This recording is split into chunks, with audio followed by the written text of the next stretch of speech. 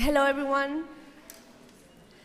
Hello, everyone. We are in a sunny Perugia, finally, so let's hope that there's no rain today.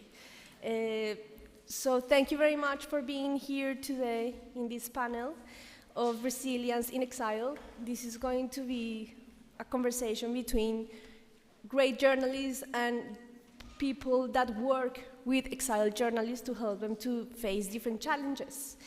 My name is Catalina Cortez. I am the Emergencies Deputy Director at CPJ. We provide assistance to journalists in risk because of their work. We provide financial assistance, non-financial assistance, which covers letters of support, advice in digital and physical security, and different types also of, sometimes we organize workshops as well, if they need it. We have worked with journalists in exile for a long time, but we have seen the increase, and I'm going to give you some numbers so you get the picture. In 2020, we support 1 journalist in exile. Yes, it was COVID, so this could have been also a reason why. In 2021, we support 28 journalists in exile. In 2022, 96 journalists in exile.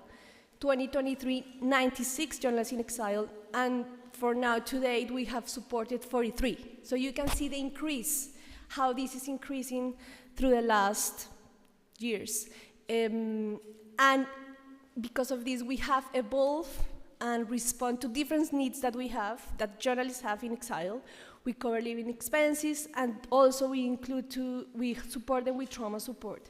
But we have to adapt, and we have been thinking how we can respond better to their needs, the new context, the cultural background. So we have to propose different approaches to that. In 2022 and 2023, for example, we organized a trauma and resilience workshop in Thailand for journalists in exile.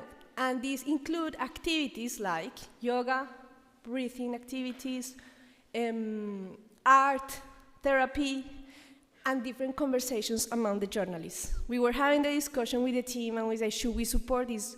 CPJ haven't done this before. And I can say that maybe 10 years ago we hadn't done it, but we did it because we needed to respond to the needs, and that was the way that we were helping journalists effectively. So with this introduction, I want to introduce my amazing panel. Let's start with Maria. She's the co-founder of Nova Gazette Europe. We have also Chan, who is the co-founder, chief editor, and executive director of the Democratic Voice of Burma. We have also Penelope Windjagger, who is the managing director of the X Fund, the European Fund for Journalism in Exile. She will give more details about this organization. And we have Matt Casper, who is the co-director of, and this name is difficult for me, I didn't practice it, so Virgin for the Democratic, good, okay, which is a Berlin-based NGO that co-managed the Azerbaijan largest online and independent news outlet, Maidan TV, and ROM, which is an independent Russian media outlet also. So, you know the panelists, let's start with a fun conversation, interesting, and let's make this a good talk. So, Chan, let's start with you. You have been in exile for 20 years. Why don't you walk us through your experience, why you went into exile, and what have been the main challenge you have faced when doing journalism in exile? Yeah. Thank you, Catalina. There are, of course, lots of challenges, and I probably need to take you back to 30 years ago. That was like when we started as the Exile Media, and I need to also give you some background so you got some context of, because every media in exile have their own background and their own origin, and that it's also important to know how things are today, for example. I mean, the reason I left from Burma was because, I was really angry with our military regime that cracked down pro-democracy, demonstrated back in 1988. I was studying, I was a student, and I took part in the demonstration, and over 3,000 people were killed. And then I decided to leave the country to continue my struggle outside of Burma, so not really as a journalist. At the time I was studying dentistry, so I was supposed to become a dentist, but then I ended up as a journalist. What a change. So that gives you the background, like we started as a radio shortwave station in Norway. And it's part of the radio station, belonged to the exiled government, so it's kind of an exiled government radio station. And we were activists, but we were also interested in journalism. So that's why we were hired to set up a radio station. And then we started learning journalism, we started teaching ourselves, and that's the first challenge that we have, because to change yourself from activist to a journalist, it's a pretty tough job. It's not only yourself to learn all the ethics and the journalism, but also to educate your other colleagues. Like in exile you have an exile government, you have lots of exile opposition groups. You have to also educate them, the independent media, it's important. So we got lots of training from professional journalists, mostly in Nordic countries, because we live in Norway. And we also send our journalists to other professional training, like the short-term course, diplomas, certificates. And that took about 10, 15 years for the first round, like to become professional organization. That's our first challenge. And the second challenge is when you're living in exile, and then you're reporting about the country you live in, and for Norway it's a 5,000 miles away from Burma. But we need to know the information on the ground, and then we need to have a network inside the country who can provide news and information. And then the biggest challenge is how to protect their security in the country. So we built pretty big network inside Burma, and it's almost like a military operation in a way. Like you've got lots of small number of cells that they don't know each other,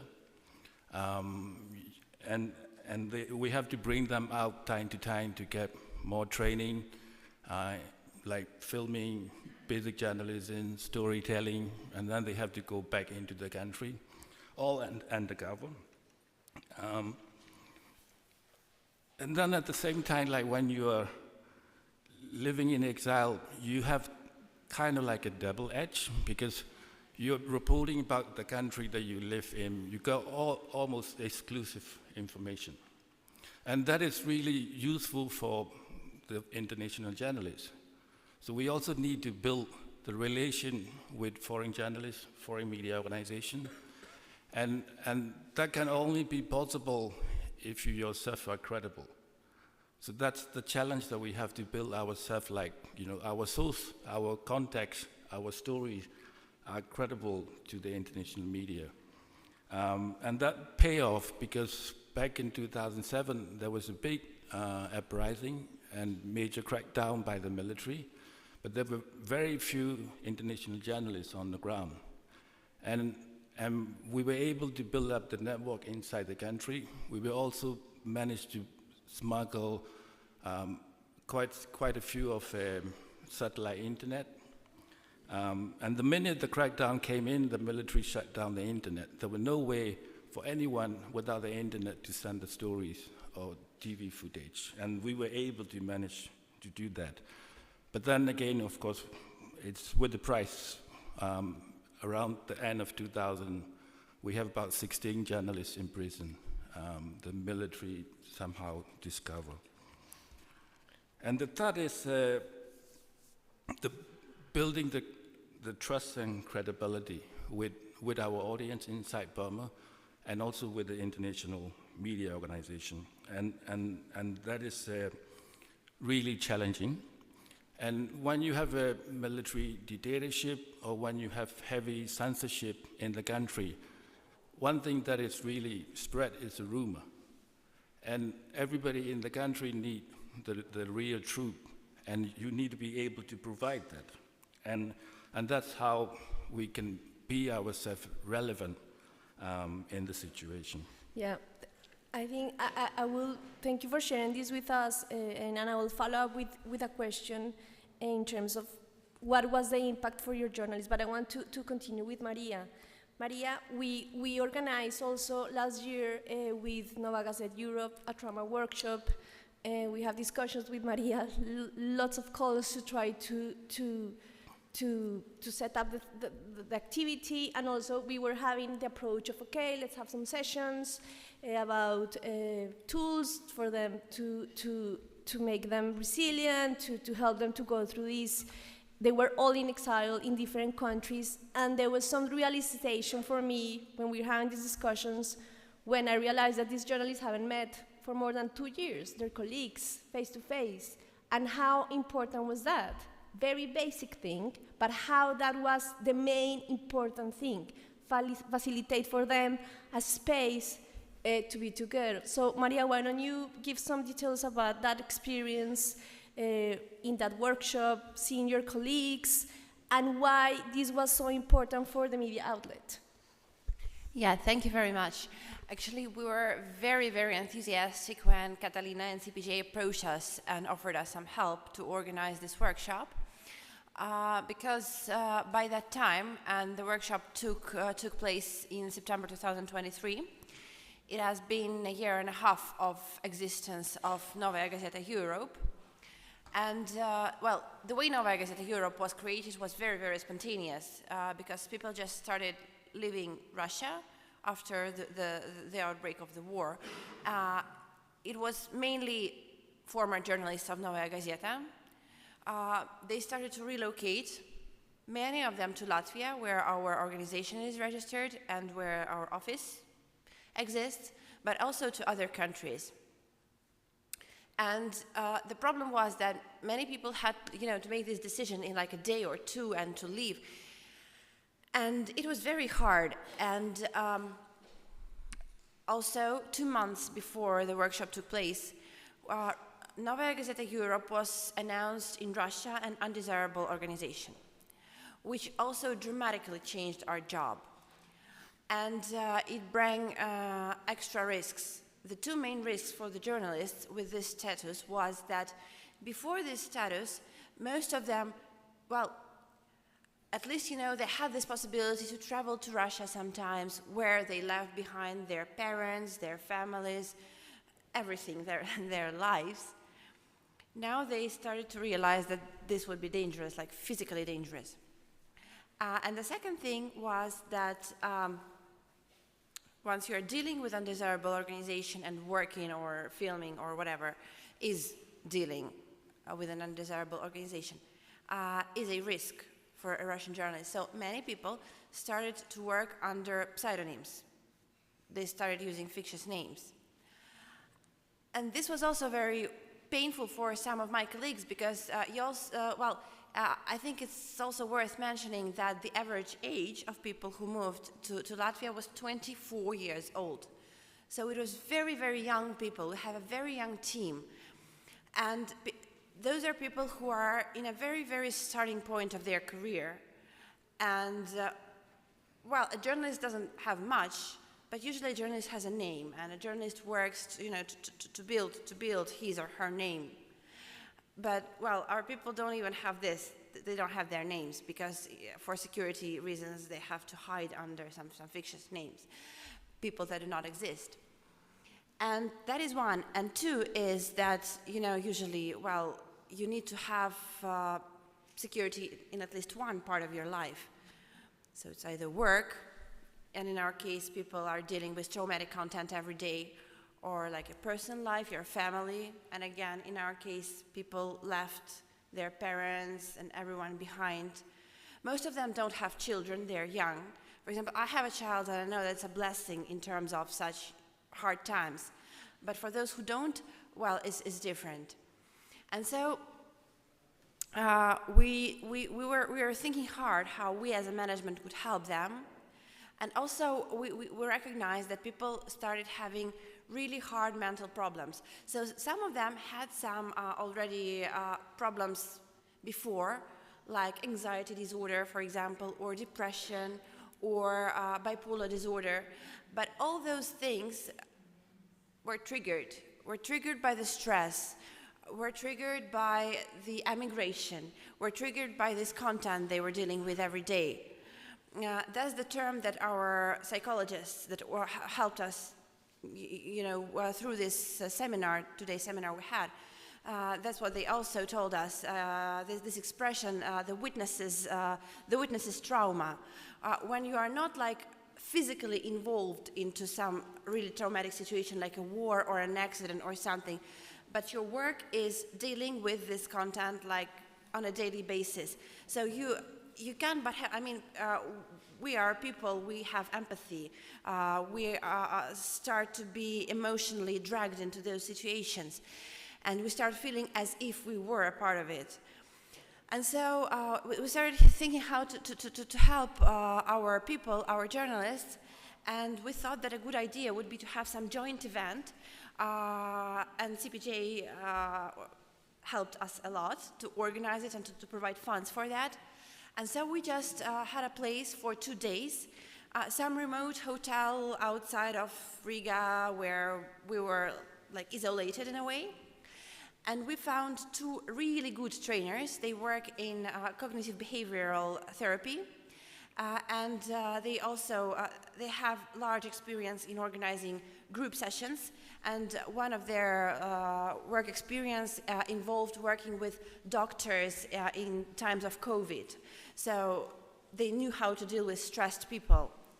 And so we just had those 2 days where we had sessions, and in between those sessions we had just some breaks, coffee breaks, lunch. And as Catalina said, actually, one of the best benefits was just to bring everyone together and say, okay, for those 2 days you don't have any work, you don't do any job. There were even the internet was not working very well there because it was, yes, and that is great. That was on purpose. Yeah. So we were happy to have that. And people just talked to each other in real life. They didn't write to each other. And that was good because, it's another thing. We were not trained to work in a remote environment. And that brings many challenges, many conflicts, for example. We have some conflicts within the organization that arise only because people work remotely. Because when you work at an office, there is some problem, and you just, sometimes it just takes you a cup of coffee and a cigarette to share, and okay, you say what you want to say, I answer you, and then we're fine. Yeah. But when it's in this online environment, it's different. And so people were brought together, and that was super helpful. Yeah, thank you for sharing that with us, Maria. I think one of the from my side, from CPJ side, the basic learnings for us was like we were approaching this maybe in a very traditional way, or not seeing that sometimes basic things can have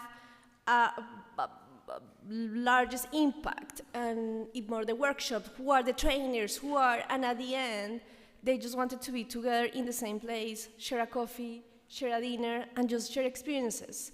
So that's very valuable. Thank you, and we will I'll follow up with some questions that I have for you, Maria.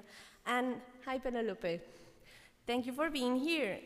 I would like to give us more details about the purpose and mission of the X Fund and the circumstances surrounding the creation of this fund. Why this came together, and what are the main needs that you cover and you support journalists in exile through this fund? As you said in your introduction, the number of exiled journalists that you take care of are rising, and this is something that Reporters Without Borders had been watching also.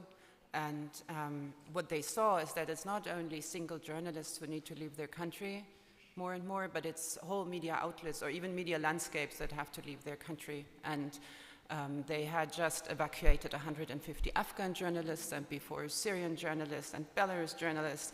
And most of the time it was very hard for the journalists going into exile to set up a medium again, to find funds, to go to the right country, like you said, Maria. People decide to go into exile within 24 or 48 hours. So one of the first things, for example, we did was to set up a platform together with lawyers from 14 countries to get all the details about where to go to exile, right? Because often you take your information from some Telegram channel, it might not be right. So you can compare, you know, what is the best place for me to go into exile. So,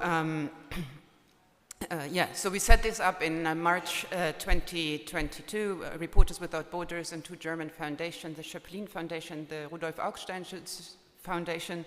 And we just started when the Russian full-scale invasion started and the laws in Russia that suppressed media further, and Novaya Gazeta being one of the first that we got in contact with also. So, and then, we just took it from there and tried to be as flexible as possible with our support that we offered and built a kind of program from there. So one of the things we did is we built a database of all the offerings that are there, because there are many offerings for single journalists, but also for outlets, grants, and nobody had an overview. So this is something, and we have like, I think, 150 organizations now in there with their programs, and we can match requests with those offers that are there. And then we started to give grants, but we tried to be as flexible as possible with the money we received. If you have governmental funds, they're always earmarked with something. Private funds are often always also earmarked. But so we tried to not take half a year to give a grant, but be extremely fast and extremely flexible with that. And then we took it from there, and the next one was then we built media incubators, because when you want to found a media company abroad, this is really difficult.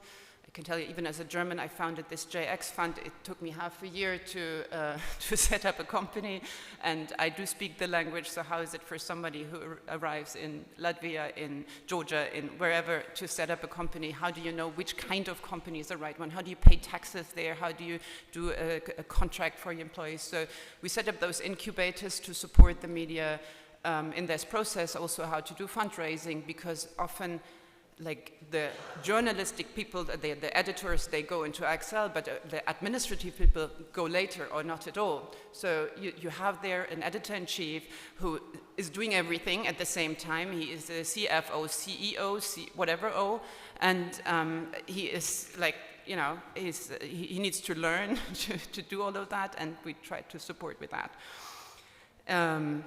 And then now we come into a second phase, you can say. Like once the media operations are all set up, you come into a more structural phase. So it's ideally out of the emergency. I mean, unfortunately, the emergency continues because you still need to take out people.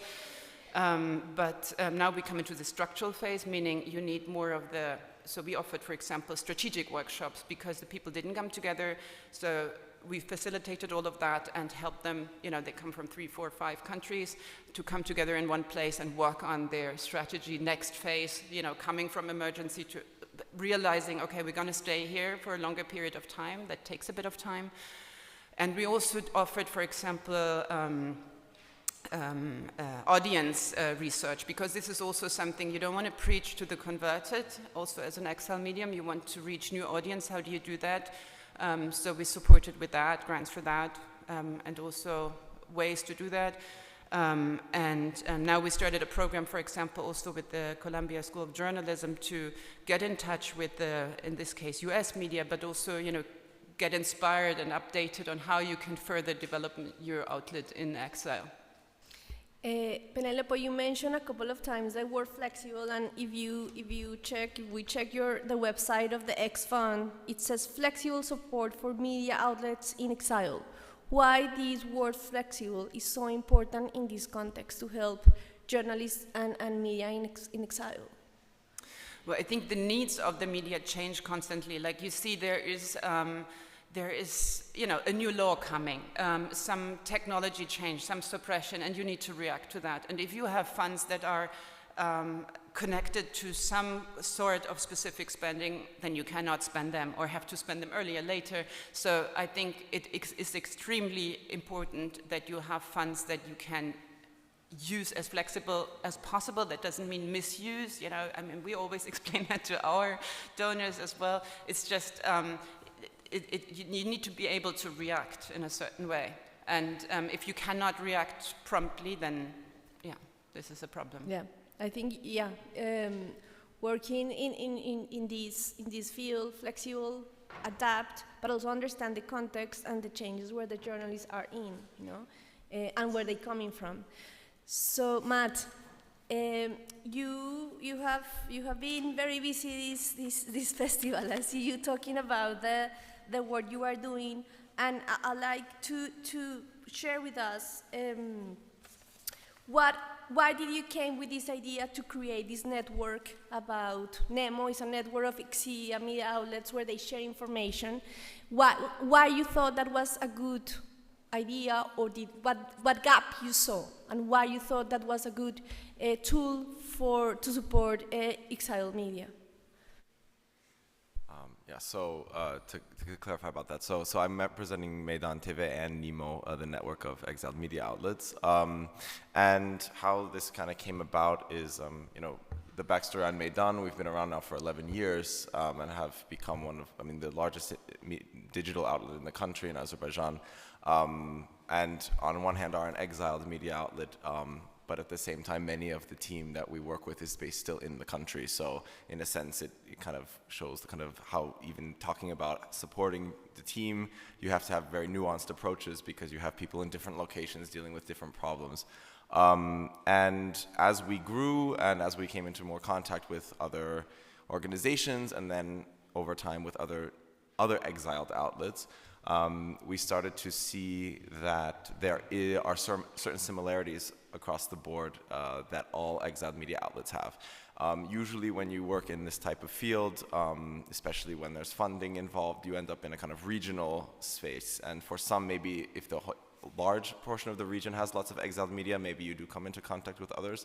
But working in the Caucasus, for example, it's, we would be more put together with like Georgian colleagues, for example, and they have very different problems in different working environments. So we were feeling a bit alone, let's say, not having kind of much contact with other outlets at first.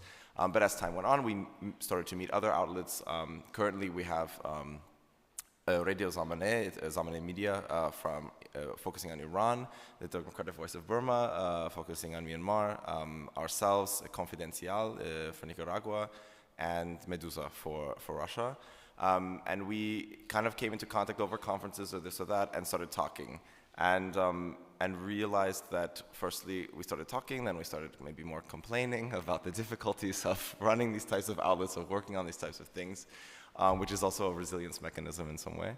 And we thought, okay, how can we actually be a bit more organized in sharing information with each other? Because of course we can have a drink and complain about the reality, but we also started to understand each other's environments more, and realizing, okay, they have a problem that we don't have, but we have a problem that they don't have, or we have found a solution to a problem they have. Maybe we can swap some information on this. Really coming from the idea that a lot of these dictatorships and repressive regimes, they copy each other, they use similar legislation, they use similar tactics to clamp down on media and other types of activism. Other activists, media is not active, we don't call it activism.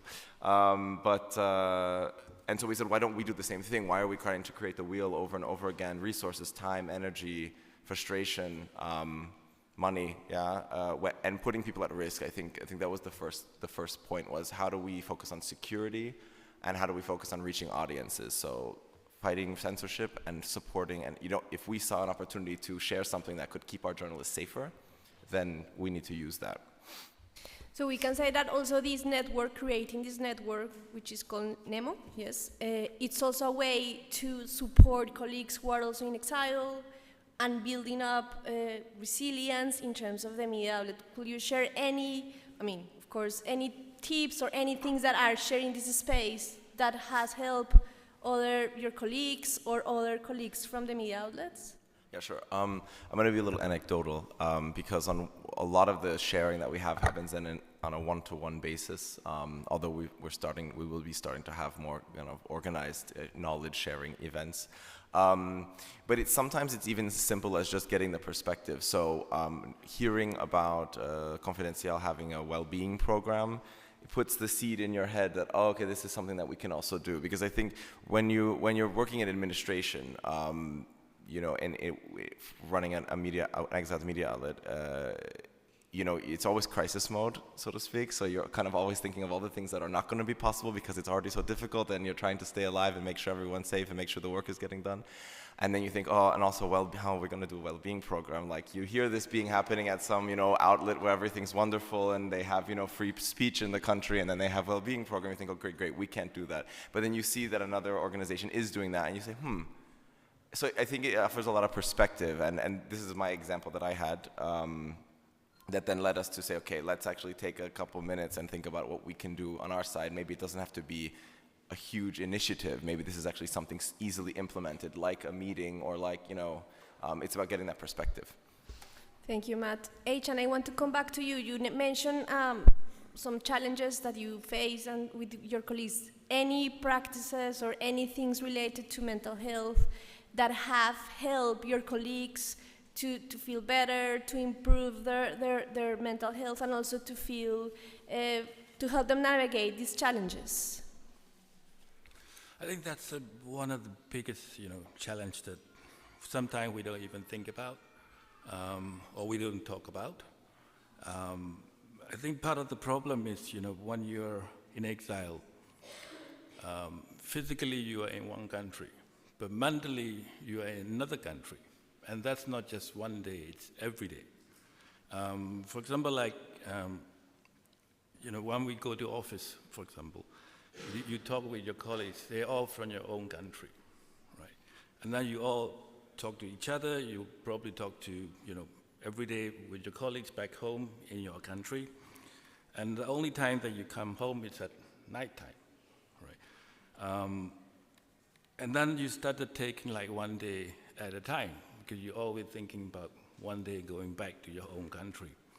No matter like 1 year, 2 years, 3 years, like in my case, it's the thing like, but then when you live in exile, you have your own life. Like I got married, I got kids, but you're still living one day at a time. And one thing's changed in Burma. I told my wife, oh, we have to move to Thailand. Because that's closer to Burma. And then she said, okay, with 3 kids, we moved to Thailand.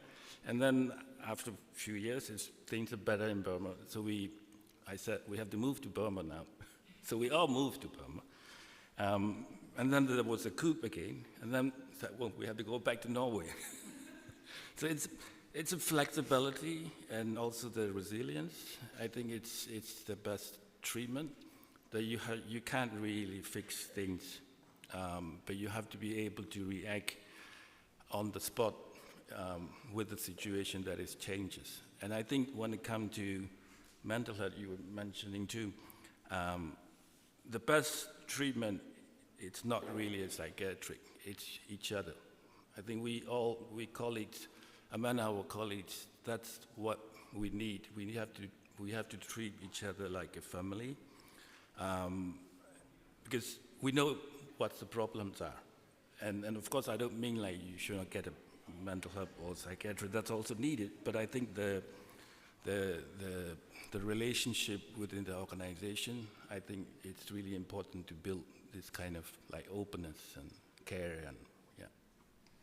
Thank you for that, Maria, could you just briefly tell us that one of the biggest lessons learned of this, the workshop that we organized together for you, for us as the director of the media outlet, and also one impact that you saw immediately after this meeting, after seeing your colleagues? When we were in this workshop together, there were some sessions that were organized more as lectures, and there were some sessions that were organized in a more practical way, so to let people more speak. And at some point, it was interesting that people, well, when they spoke, they were speaking not with each other, not with us, they were speaking directly to the therapists. And at some point, they started sharing their feelings about their work. And we realized that what they were saying was actually addressed to us as managers, but they were saying it to the therapists. Like, for example, I am not sure that my work is enough valued, or I don't know where I want to go, in which direction I want to develop, or I am not sure that what I'm doing right now is actually what I want to be doing, and so on. And at that point, I started like listening more carefully, because I realized that this is a bunch of, well, requests, so to say, that we are receiving right now in this safe environment, and that was very important, because now, as Aishan mentioned, we, like the organization, colleagues, we are the only thing we have. Yeah, yes. And so it's very. Well, sometimes people are afraid, to share too much, to press too much, and so on. But in that space environment, they started feeling more open, and they started sharing some things and discussing some, well, even things they didn't like about what exactly they were doing in their job, and that was very valuable for us. That is one. And about some more global lessons that we understood, we actually saw, and we received this feedback from the therapist. It was a short, like one-page written feedback as their conclusion, so to say. But yes, they also stressed like how traumatic these people were, and that actually this supervision is needed. We cannot, even though we try to care, we try to support each other, we cannot replace professionals. And when you're heavily traumatized, you need a professional. And so I think that the main conclusion for us is, like, for me as a person who is dealing with these issues in our organization, is to do the best I can do to find resources to continue these joint sessions and to help my colleagues have individual sessions, because it's not some extra, it's not some super benefit that we can give them. No, it's a very urgent need that I need to give to them in order they continue living their normal lives and doing their jobs as they should be done. Thank you, Marianne. And finally, Penelope, you working as a funder, did you see trauma or resilience in the agenda of the media outlets when they ask for funds? Is this part of their needs? And is this something that as funders is a priority, or it depends on the media outlet? No, I think we see that, we support that. Our grants, they can use them for that, but we also support them separately with psychological support if needed, and we see this comes in waves, and but I think it should always happen then within the outlets or with a single person. It's not something, a funder can provide this kind of support, but yeah, this is what we do. Okay, I don't know if you have any questions, and I'm now opening questions for the audience. If anyone wants to ask something, yes, please.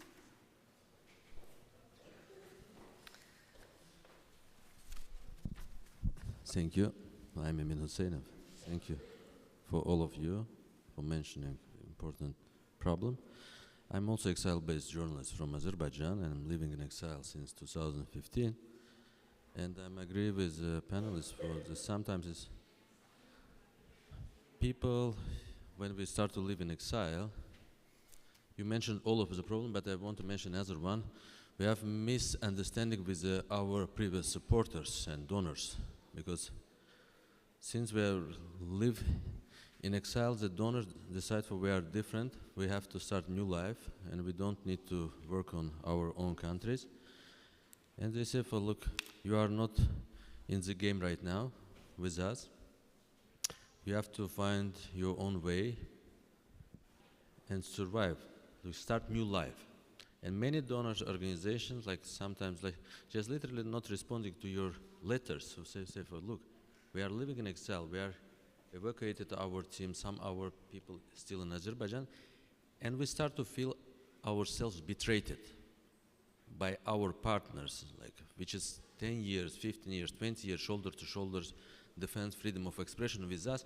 and after one day you wake up in a different country, you call to your list of friends, which is you have 1,000 friends in your Facebook, and only 5 of them respond to you and say, yes, we can find solutions to some. But another one, they say, no, we are only supporting media in Azerbaijan. Or in other countries, you are afraid, you are escaped. Sometimes these donors start to tell you, you are escaped from your own country. And when you start to argue with them look, guys, it's kind of different situation. Tsunami is coming. Like they are destroyed everyone. You should evacuate it. And other people, they don't listening you. They are doing wrong assessment. Many other new journalists arrested inside the countries. And after 5 years, donor community started to say us, guys, you are absolutely right. We're so sorry for we didn't listening you on time. That it's maybe also in this kind of situation, it's also put us to the trouble. Yes, I feel bad when I don't have. I want to fight with for freedom of expression, but sometimes I feel myself like Ukrainian army, you know, which is all world, including Western like-minded states, what we need to say, support Ukraine, but Ukrainian army is staying without weapons to fight, and our weapons like is technological, institutional resources. Without this, we can't do effective journalism. And we are staying in exile, we can't continue our work effectively. And just like it's also seriously damaged mentally many people. And most of 95% of the journalists decide to stop their journalist activities in exile because the donors community betrayed them. Thank you.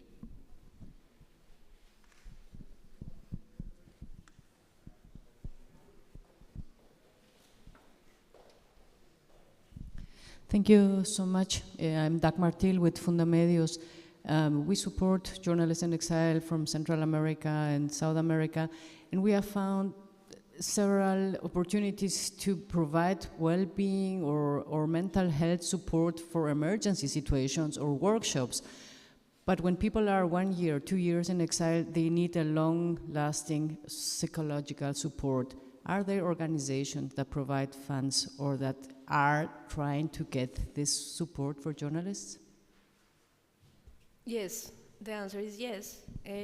We, CPJ, provide funds for individual therapy, and we will review the amount of time that we can provide. We understand that therapy, 3 months is not enough, 6 months is not enough. So we review case by case, and we understand the context and the needs of these journalists. And exile, as the people in this panel share, besides being a journalist and covering really difficult things, you are in exile. You are navigating bureaucracy. You are not with your family. You feel alone.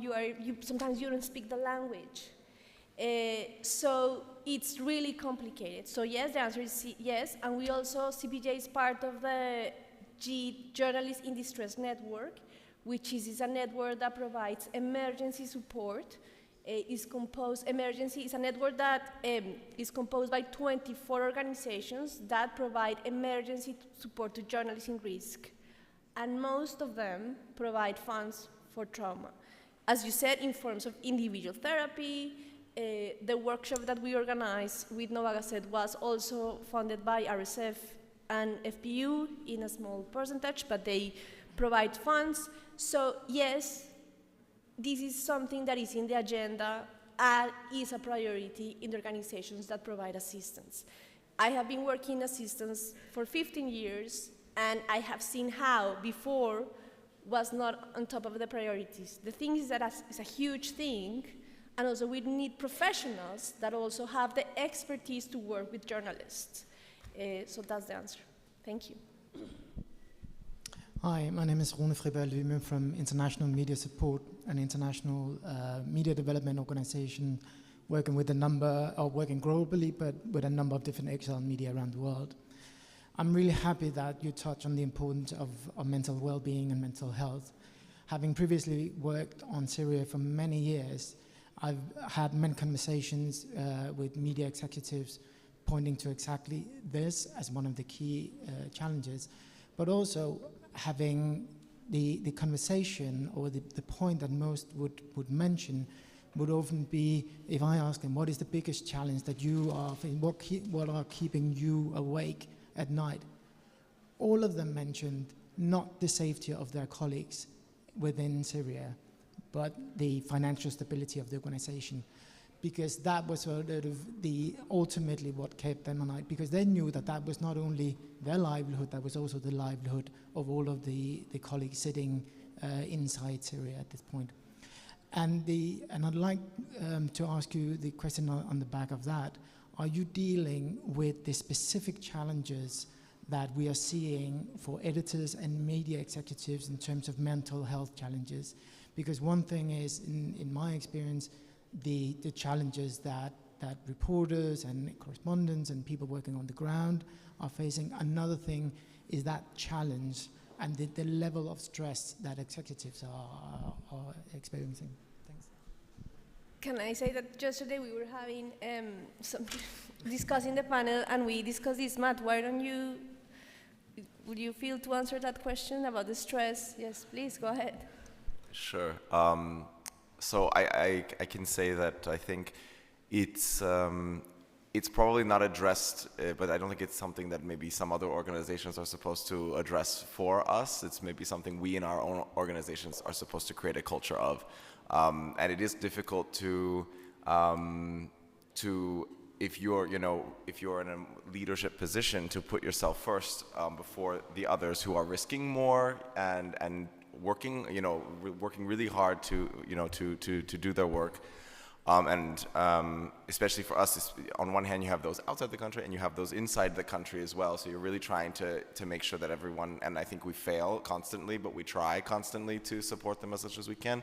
And of course, it's hard then to look back and say, okay, I'm going to take some time for myself or for the other people in management.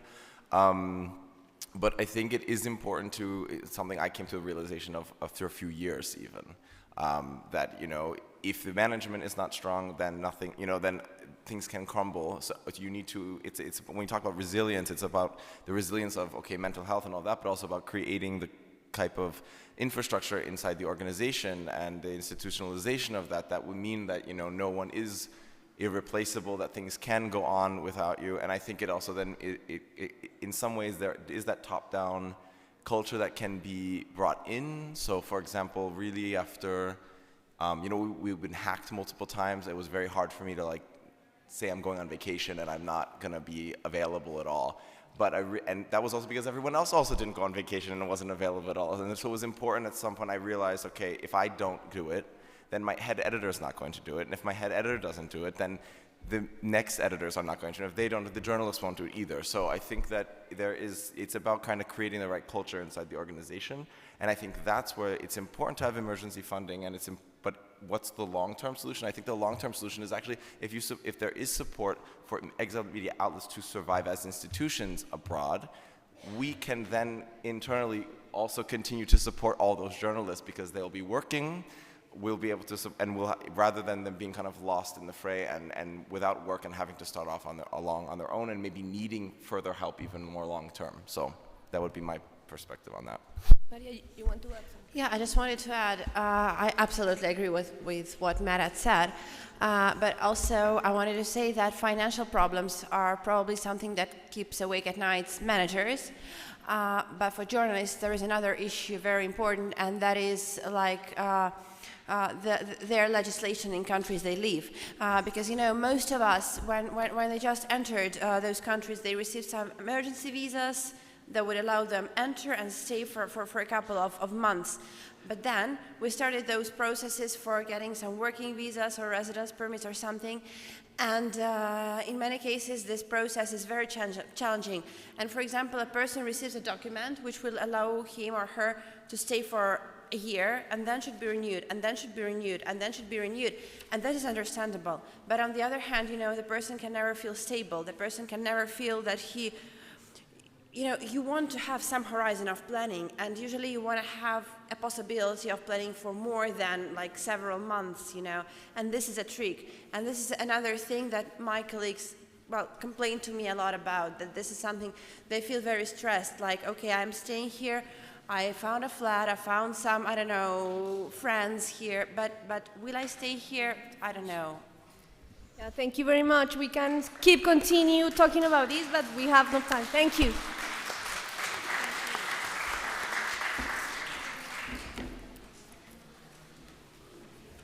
Make it?